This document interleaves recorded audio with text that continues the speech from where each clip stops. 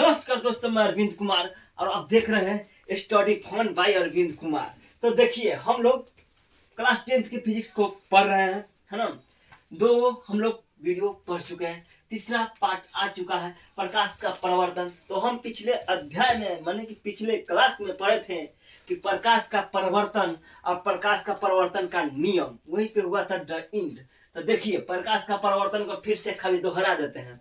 प्रकाश का परिवर्तन, जब प्रकाश की किरणें, है ना, जब प्रकाश किसी वस्तु पर टकरा कर लौटती है तो उसे प्रकाश का परिवर्तन कहते हैं। जब प्रकाश किसी वस्तु से पड़ने पर, यानी कि जब प्रकाश किसी वस्तु पर पड़ती है यानी टकराती है, जब प्रकाश किसी वस्तु से टकराती है और टकराने के बाद जिन नियमों का पालन करते हुए परावर्तित होती है तो उसे क्या कहते हैं? परिवर्तन के नियम कहते हैं।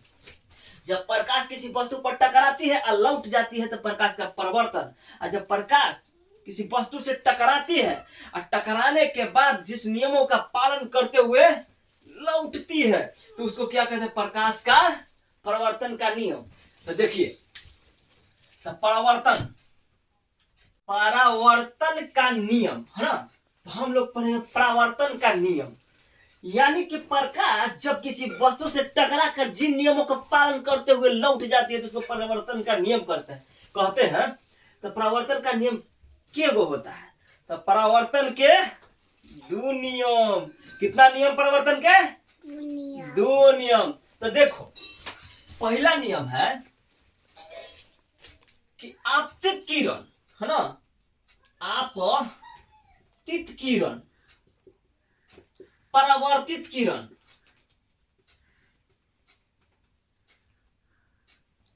तथा आपतन बिंदु पर अभिलंब, आपतन बिंदु पर अभिलंब, तीनों आपतित किरण, परावर्तित किरण तथा आपतन बिंदु पर अभिलंब तीनों एक ही सतह पर होगा, है ना। और दूसरा, आपतित किरण बराबर होगा आपतन कोण बराबर होगा परावर्तन कोण। यानी ऐसे नहीं समझ में आएगा तो ताकि बोर्ड पर एगो फिगर बनाते हैं। फिगर कैसे बनेगा? एगो हम लेते हैं समतल दर्पण, या फिर एक ले लिए हमने दर्पण, परावर्तक सतह लिए। तो परावर्तक सतह है कि नहीं है कैसे पता चलेगा? एक पट्टी से हमको इसको कोची करे पड़ेगा, एक पट्टी से कलिंग करना पड़ेगा, है ना। तो करते हैं कलिंग, देख रहे हैं ना। देखिए, अब देखिए, यहां से एक प्रकाश गया ऐसे, ठीक है। अब फिर इकाची हो गया, इसको कहेंगे आपतित किरण। जाके यहां पर कुछ हो रहा है, आपतन हो रहा है, ये है, एक किरण गया ऊपर टकराया तो उसके बाद वो परावर्तित होकर क्या चीज चल गया? बी पर पहुंच गया, है ना। तो ये हुआ आपतित किरण। ये कौची है? आपतित किरण, यानी कि आवित है। तो आपतित किरण परावर्तित कर रहा है, यानी कि जा रहा है, तो परावर्तित किरण। ये हो गया आपका आपतित किरण। आई हो गया आपका परावर्तित किरण। और अब देखिए, अभिलोम। अभिलोम जब भी रहेगा तो काल्पनिक होता है, ठीक है। तो देखिए, ये कोना हो गया आपतन कोण, जरा आई से सूचित करेंगे। और ये कोना हो गया परावर्तित कोण, जिसको आर से सूचित करेंगे, ठीक है। ये आपतन कोण यहां पर देखिए, ये कोण होगा आपतन कोण, आपतन कोण, ये हो गया परावर्तन कोण, है ना। तो आपतित किरण, परावर्तित किरण, आओ आपतन बिंदु पर, ये हो गया कुछ आपतन बिंदु हो गया बिंदु।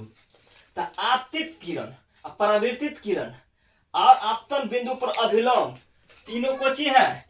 एक ही सतह पर है ना। यही एक सतह ना है जिस पर ये तीनों है, सीधा है, ठीक ना। टेढ़िया गया थोड़ा सा, तो ये काची कहलाएगा?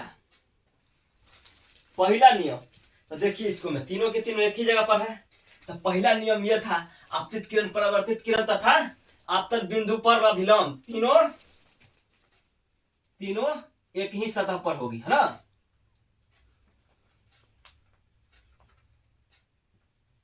होगी। अब देखिए दूसरा का नियम कुछ है, नियम नंबर 2। नियम नंबर 2 दोसर का नियम का है। तो देखिए दोसर का नियम है कि ये जो कोनवा है ना, ये कोनवा जितना डिग्री के ये कोण बनाएगा उतने डिग्री के ये कोण रहेगा, यानी कि I इक्वल टू आर, यानी कि आपतन कोण परावर्तन कोण के बराबर रहेगा। अगर 10 डिग्री से जाके टकराएगा ना तो 10 डिग्री से पट्टी मुड़ेगा, है ना। कितना डिग्री से? 10 डिग्री से जाएगा ऐसे ऐसे मुड़ेगा 10 डिग्री से। तो ये क्या चीज है? परावर्तन का ये 2 नियम है। परावर्तन का कितना नियम? 2 नियम। तो पहल का नियम हमारे साथ बोलिएगा, आपतित किरण परावर्तित किरण और आपतन बिंदु पर अभिलंब तीनों एक ही सतह पर रहेगा। किस सतह पर रहेगा? एक ही सतह पर रहेगा। और आपतन कोण बराबर क्या होगा? परावर्तन कोण, है ना। तो ये पहल का नियम और दूसरा का नियम। तो चलिए हम लोग आगे बढ़ते हैं। तो देखिए ये जो बिंदु है इसको काचे कहेंगे? आपतन बिंदु। आई जो किरण है जो आकर यहाँ पाजून आ रही है, जिस सतह पर आने वाली किरण को आपतित किरण, और यहाँ से जो लौटी इसको काची कहेंगे? परावर्तित किरण, है ना। इस कोण को आपतन कोण, और परावर्तन होने के बाद जो कोण बना इसको परावर्तन कोण। तो अब देखिए इसको हम मिटाते हैं और आगे हम लोग बढ़ते हैं। और हमारा टॉपिक क्या है अगला की? देखिए समतल दर्पण पर लंबवत पड़ने वाले किरण का परावर्तन। वो काचे था? तिरछा गया था, तिरछा भागा, है ना। अब अगर लंबवते पड़ जाए, दम सीधे सीधे पड़ जाए, तब तो क्या होगा? दम गया ठना टकराया, ऐसे लौटेगा। देखिए कैसे लौटेगा। ये क्या है? ये मिरर है ना। ये क्या? समतल दर्पण है। समतल दर्पण है। ये द्वारक को हम ए और बी से सूचित कर देते हैं, ना। ए बी का है, द्वारक हो गया। अब देखिए यहां से, है ना, क्या हुआ? प्रकाश गया लंबवत एकदम, काचो या प्रकाश गया, इसको पोल, है ना, पी इसको सूचित करते हैं। इसको एन किरण गया, पी पर टकराया, तो यहां से गया तो समतल दर्पण पर प्रकाश जाएगा और उसी माध्यम से अभिलंब के सोझे वापस चल आएगा। तो दम गया, दम सोझ है और टकराया और लौट गया उसी माध्यम से, है ना। तो समतल दर्पण पर आपतित किरण, है ना, जैसे जाएगी और वैसी परावर्तित किरण उसी के सामने से लौट जाएगी। तो आपतित किरण, तो आपतन कोण कितना बनेगा? आई से आपतन कोण को डिनोटेट करते हैं। तो आपतन कोण कितना हो गया? 0। गया, मुरा उरा है ये नहीं, अभिलंब पर गया ना, ये अभिलंब को दर्शाता है। अभिलंब पर गया, ऐसे टकराया, ऐसे लौट गया, ऐसे टकराया, ऐसे लौट गया उसी दिशा में। तो 1 डिग्री न हिला, जैसे गया था उसी ही चल आया। तो आई बेचारा के 0, कोण न बनो। अब देखिए तो परावर्तित भी किरण जब आई है 0, तो आर भी काची हो जाएगा? 0 हो जाएगा ना, है। तो अब देखिए कि समतल दर्पण पर लंबवत पड़ने वाले किरण का परावर्तन कोण और क्या हो जाएगा? और आपतन कोण दोनों क्या होता है? 0 होता है ना। और जिस माध्यम से जाएगी, अभिलंब से जाएगी, लंबवत वो वापस चली आएगी। तो यही था क्या? समतल दर्पण पर लंबवत पड़ने वाली किरण का परावर्तन। तो चलिए हम लोग आगे बढ़ते हैं। प्रतिबिंब किसे कहते हैं? प्रतिबिंब किसे कहते हैं? किसी बिंदु स्रोत से, है ना, किसी बिंदु स्रोत से आती, है ना, प्रकाश की किरणें परावर्तन के बाद जिस बिंदु स्रोत पर मिलती हुई या आती हुई प्रतीत होती है उसे प्रतिबिंब कहते हैं, है ना। प्रतिबिंब के कितने प्रकार होते हैं? 2 प्रकार होते हैं। कौन कौन होता है? एक होता है वास्तविक प्रतिबिंब, और दूसरा होता है आभासी प्रतिबिंब।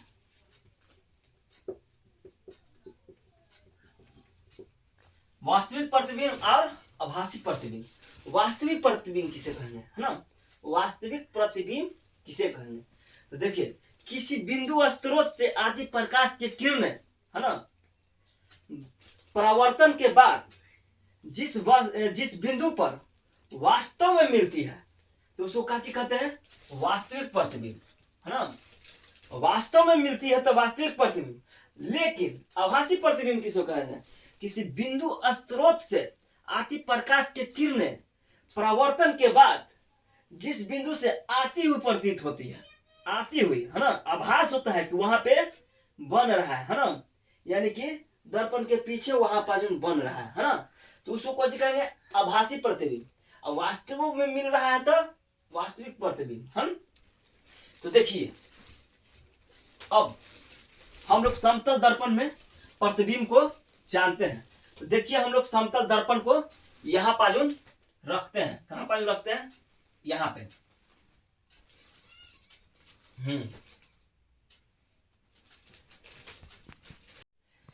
तो देखिए, हम लोग जाने क्या कि वास्तविक प्रतिबिंब और आभासी प्रतिबिंब। वास्तविक प्रतिबिंब के मतलब क्या है कि जब किसी बिंदु स्रोत से आती हुई प्रकाश की किरणें दर्पण से परावर्तन के बाद जिस बिंदु पर वास्तव में मिलती है ना, जब वास्तव में मिलती है तब वास्तविक प्रतिबिंब। और जब किसी बिंदु स्रोत से प्रकाश की आती हुई किरणें दर्पण से परावर्तन के बाद जिस बिंदु पर मिलती हुई प्रतीत होती है ना, मिलती हुई लगता है कि हजा पे मिल रहा है ना, वास्तव में मिल नहीं रहा है, लग रहा है कि ना वही पाजुन है ना, तब काची कहलाएगा, आभासी प्रतिबिंब। आभास हो रहा है, लग रहा है कि 10 फीट के दूरी में भीतर बना हुआ है ना, दर्पणवा के पीछे लगता है कि है। तो इसका मतलब क्या है कि वो आभासी प्रतिबिंब है। आइए, अगर वास्तव में मिल रहा है ना जिस बिंदु पर, तो काची हो गया वास्तविक प्रतिबिंब। तो अब देखिए, वास्तविक और आभासी, अब दोनों प्रतिबिंब के कुछ विशेषता है। तो वास्तविक प्रतिबिंब को देखिए, वास्तविक प्रतिबिंब को, वास्तविक प्रतिबिंब हमेशा वस्तु की अपेक्षा उल्टा रहेगी,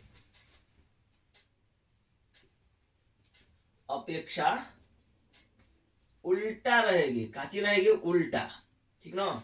ये काची रहेगा, वास्तविक प्रतिबिंब हमेशा वस्तु की अपेक्षा उल्टा होगी। और वास्तविक प्रतिबिंब को, है ना, वास्तविक प्रतिबिंब को हम पर्दे पर प्राप्त कर सकते हैं, है ना, इसे पर्दे पर प्राप्त किया जा सकता है, किया जा सकता है। वास्तविक प्रतिबिंब हमेशा क्या रहता है, वस्तु की अपेक्षा उल्टा रहेगा, और इसको पर्दा पर प्राप्त किया जा सकता है। हम लोग पर्दा पर इसको देख लेंगे।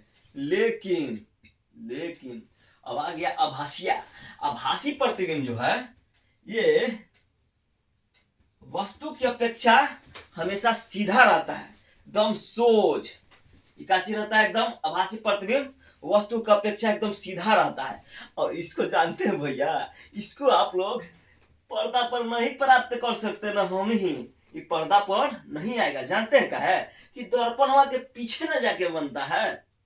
ये कहाँ बनता है, दर्पण के पीछे जाके बनता है। तो कैसे प्राप्त कीजिएगा, तो यही है कि आभासी प्रतिबिंब, है ना, आभासी प्रतिबिंब वस्तु की अपेक्षा हमेशा सीधा होता है।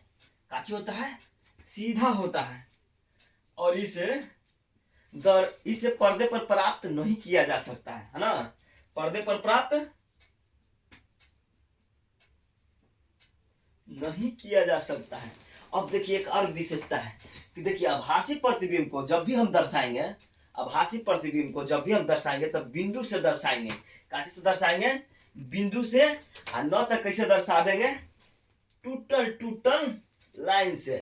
समतल दर्पण पर कैसे प्रतिबिंब बनता है, ये है समतल दर्पण है। देखिए इसका नाम दे देते हैं हम लोग, काची है, ई है। यहां से कोई किरण आएगी और लंबवत पड़ेगा किसी दर्पण पे, तो ये फिर काची हो जाएगा, रिटर्न हो जाएगा। एक रजरित करना पड़ेगा इसका एक एच को। अब देखिए फिर एक ये है, यहां से देखिए एक किरण को ऐसे दर्शाते हैं और यहां से परावर्तन किया, इसे हो हिल जा रहा है, तो ये आते हुए प्रतीत हो रहा है। ये एम है ना, इसको मान लेते ए आई बी, यहां से ही ऐसे आया, यहां से ऐसे गया, ठीक। ये एम है, इसको मान लेते हैं एम डैश। तो देखिए इसको ओ मान लेते हैं। इससे आपके ऊपर है, आप कुछ भी मान सकते हैं, ABCD EFG HIJ KL MN कुछ भी। तो देखिए ये है समतल दर्पण, है ना, ये काची है, समतल दर्पण है। और यहां से एक किरण लंबवत गिरा, तो लंबवत तो गिरेगा, तो जहां से रहेगा वहीं से रिटर्न हो जाएगा, है ना। जिस माध्यम से आती है किसी भी समतल दर्पण पर जब लंबवत कोई प्रकाश आता है, तो उसी दिशा में वो वापस चली जाती है। I भी 0 हो जाता है और R भी 0 हो जाता है। अब देखिए यह हो गया आपतन बिंदु, हो गया ना, ये आपतित किरण हो गया, आई परावर्तित किरण हो गया। इस पर हम लोग डाल दिए काची, अविलंब तो काल्पनिक ही होता है, तो ई हो गया आई, ई हो गया आर, ये दोनों हो जाएगा बराबर। अब देखिए अगर हम यहां से देखेंगे कि ये लगेगा इसका प्रतिबिंब कि इस ओ बिंदु से आ रहा है ना। एमओ ये जो है वस्तु क्या है, ये है ना। तो ये हो गया आभासी प्रतिबिंब, क्योंकि इसको डॉट डॉट से दर्शाया जा रहा है, और ये लग रहा है क्या कि दर्पण के पीछे से आ रहा है। तो आभासी प्रतिबिंब को ऐसे ही डॉट डॉट से दर्शाते हैं हम लोग, जो हम लोग यहाँ पे पढ़ रहे थे कि आभासी प्रतिबिंब को हम लोग कैसे दर्शाते हैं, तो डॉट डॉट से या टूटी हुई लाइन से। ये देखिए एमओ बराबर होगा एम, है ना, इस वस्तु के बराबर ही होगा ये। यहां क्या हो जाएगा, आई बराबर आर, आपतत कोण बराबर परावर्तित कोण, और वस्तु के बराबर हो जाएगा वस्तु का प्रतिबिंब का दूरी, दोनों का क्या हो जाएगा बराबर, दोनों का आकार क्या रहेगा, बराबर रहेगा। और जे फीट दर्पण के आगे रहेगा प्रतिबिंब, मतलब कि वस्तु जे फीट दर्पण के आगे रहेगा वस्तु, उतने फीट पीछे हमको लगेगा कि दर्पण का प्रतिबिंब, वस्तु का प्रतिबिंब बन रहा है। तो ये दोनों को हो जाएगा एम बराबर एम, ठीक है। तो चलिए हम लोग आगे बढ़ते हैं। अब जानते हैं कि पहले ये दर्पण क्या होता है, हाँ, खूब दर्पण कर रहे हैं, तो दर्पण को हम लोग जानते हैं। चलिए देखिए दर्पण, तो पहले हम जानते हैं कि दर्पण क्या होता है। दर्पण एक कांच होता है ना, एक क्या होता है, कांच होता है। जैसे देखिए ये क्या है, कांच है, ठीक। इस कांच के पीछे भाग में एक परावर्तक से, तो दोनों तरफ कांच है, प्लेन कांच है, तो इस तरफ से उस तरफ वो तो पारदर्शी है ना, जिससे क्या हो जाएगा, जो क्या करेगा कि प्रकाश को अपने भीतर से आसानी से आने और जाने देगा। तो उसको हम लोग बना रहे दर्पण बना रहे, ताकि प्रकाश जितना पड़े ना, सब के सब प्रकाश काच हो जाए, रिफ्लेक्ट कर जाए, यानी कि परिवर्तित हो जाए। तो देखिए क्या किया जाता है, ये जो दर्पण है, ये दर्पण जो है ना, दर्पण का द्वारक हम माने ए और बी, तो इसको काची करेंगे, चांदी का, इसको एक साइड में क्या होता है, चांदी का कलई होता है इसमें, है ना, रजतीत होता है काची का, चांदी का। तो पहले क्या होगा, पहले चांदी का, यह देखिए चांदी का पेंटिंग, है ना, चांदी का रजतीत होगा, और उसके बाद कोई भी गहरा कलर, लाल हरियर कोनो भी, उसके बाद पेंट होगा इस पे, ठीक। तो ये देखिए ये काची है, चांदी का कलई है ना। ई काची है, गहरा कलर है, यानी कि रंग है, लाले रंग, गहरा लाल रंग ज्यादातर में रहता है, लाल हरा कुछ भी हुआ। अब देखिए पहले था कांच ऐसे था, है ना, ए या बी, तो प्रकाश एने से आ रहा था, ऐसे पर दिगर पार हो जाता है, टॉप दिगर ऐसे पार, यहाँ से आया अब पार हो गया। लेकिन अब काची कर दिए हैं, चांदी के लेपा पोत दिए हैं, उस पर से क्या कर दिए हैं, एक साइड में पट्टी चांदी के लगा दिए हैं, कलर कर दिए हैं, उसके बाद से पेंट कर दिए हैं काची से, रंग से। तो अब प्रकाश फिर से सोच रहा है कि लाओ ना पारे कर जाते हैं। तो ऐसे तो आया, लेकिन क्या हो गया, परावर्तक सतह काची हो गया, अब काची हो गया, दर्पण बन गया। पहले था कांच, अब हो गया दर्पण। तो ऐसे गया, आइए से टेल दिया कि जो भाग, हमारा का नहीं रहे दे भगा दे। तो देखिए गया और लौट गया। अब देखिए अब प्रकाशवा एगो ऐसे आ रहा है,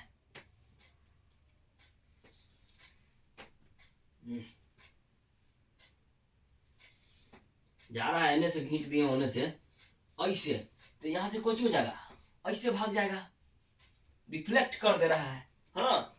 तो अब देखिए काची हो चुका है, अब ये दर्पण बन गया है। तो हमको लगता है कि आप लोग दर्पण समझ गए होंगे। यानी कि दर्पण एक कांच होती है जिसके एक तरफ, है ना, क्या करते हैं हम लोग, चांदी का कलई कर देते हैं और उस पर से फिर पेंट कर देते हैं, तो क्या हो जाता है, परावर्तक सतह बन जाता है, उसी को क्या कहते हैं, दर्पण कहते हैं। अब देखिए दर्पण कितने प्रकार के होते हैं। तो दर्पण जानते हैं दो प्रकार के होता है। ये भी जो दर्पण के प्रकार के, दर्पण दो प्रकार के। तो एक समतल दर्पण जेकर एकदम परावर्तक सतह क्या रहेगा, एकदम सपाट रहेगा, एकदम सोज ऐसे, ठीक ना, तो समतल दर्पण। आ एक होता है गोलीय दर्पण, गोला ऐसे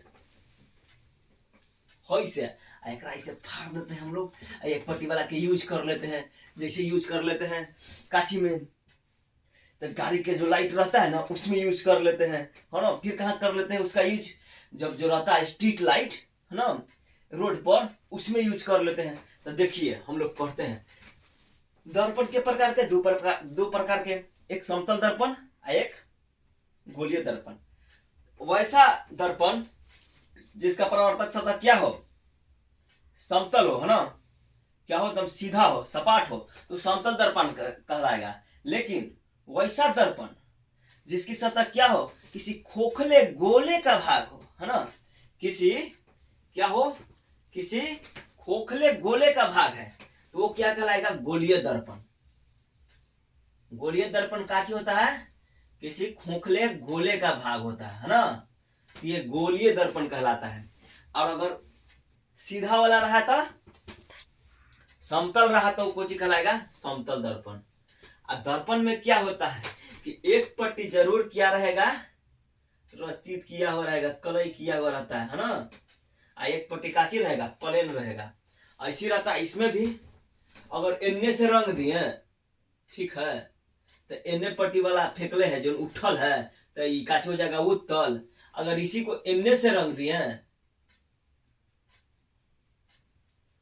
तब ये काची कहला जाएगा, इसका जो है धौसल है तो ये कहला जाएगा अवतल, ठीक। इसके बीच से क्या रहेगा, केंद्र, इसको सी कहेंगे, और प्रधान अक्ष रहेगा, है ना, जो बीचे बीचे द्वारक से पार करेगा, इसको पोल कहेंगे, पी कहेंगे, ठीक। तो हम लोग जानते हैं पहले दर्पण, तो हम लोग समतल दर्पण और गोलीय दर्पण जाने के, दर्पण दो प्रकार का होता है। अब इसके बारे में हम जानते हैं, गोलीय दर्पण भी दो प्रकार होता है, एक अवतल और उत्तल।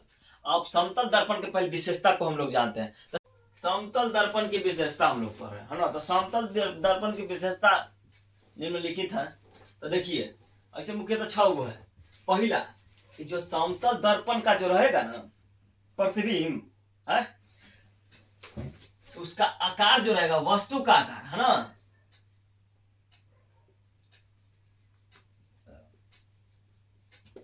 समतल दर्पण में प्रतिबिंब का आकार वस्तु के आकार के बराबर आता है ना। क्या लिख रहे हैं ना हो, प्रतिबिंब का आकार वस्तु के आकार का बराबर होता है। ठीक, और जब भी इसका प्रतिबिंब बनेगा तो दर्पण से पीछे बनेगा, है ना। प्रतिबिंब कहाँ बनेगा, दर्पण के पीछे बनेगा।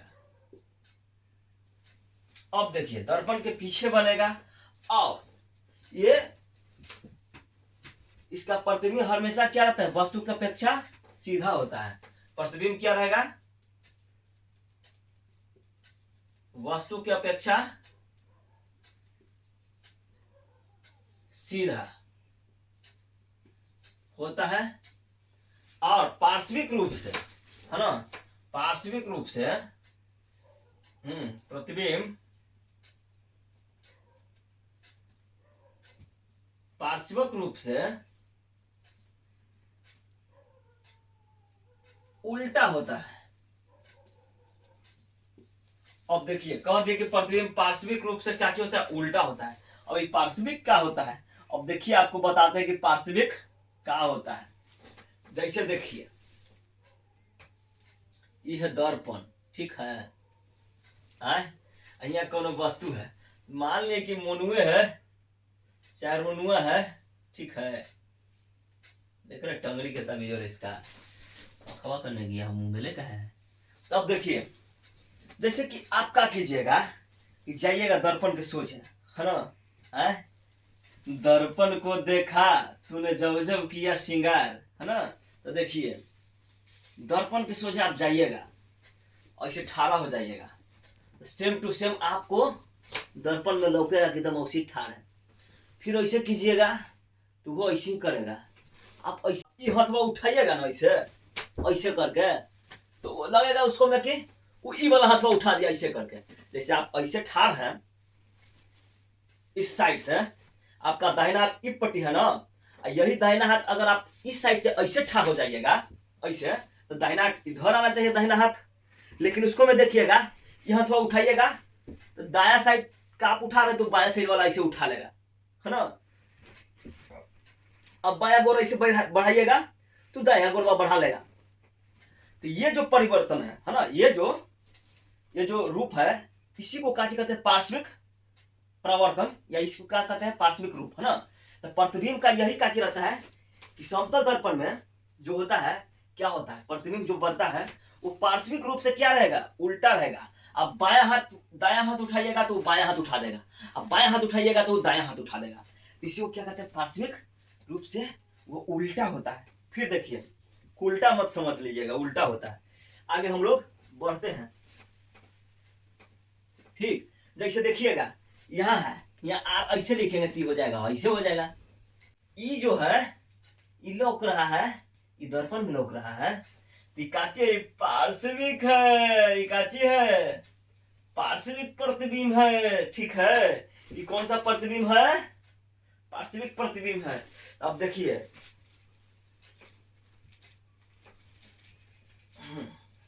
हाथों में लग जाता है। अब पांचवा इसका है कि प्रतिबिंब जो होगा पार्श्विक रूप से तो उल्टा होता ही है। उसके बाद क्या होता है कि प्रतिबिंब उतना ही आगे, दर्पण से जितना आगे होगा प्रतिबिंब,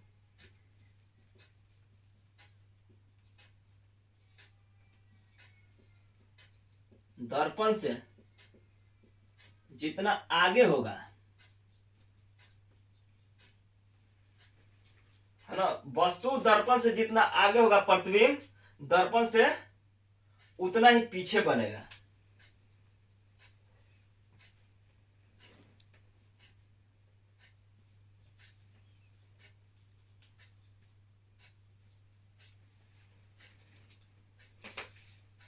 जितना वस्तु दर्पण से आगे होगा, ठीक।